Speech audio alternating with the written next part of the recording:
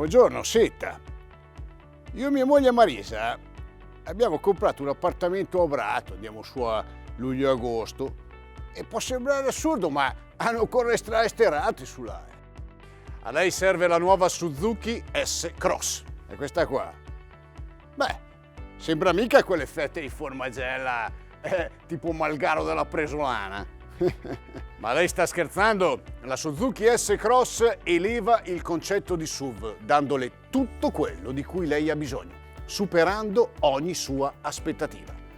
Spaziosa, adatta a qualsiasi condizione grazie alla tecnologia 4WD All Grip, il 4x4 per intenderci.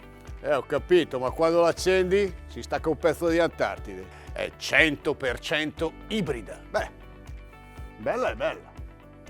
Però devo portare qua la Marisa, perché alla fine il cattenfiore è sempre di do. Ci siete anche domani? Certo, siamo qui dal 1905.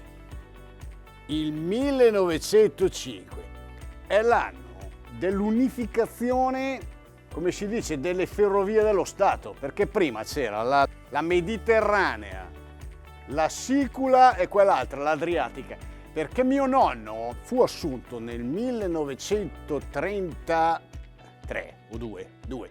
La sede era ancora, non so se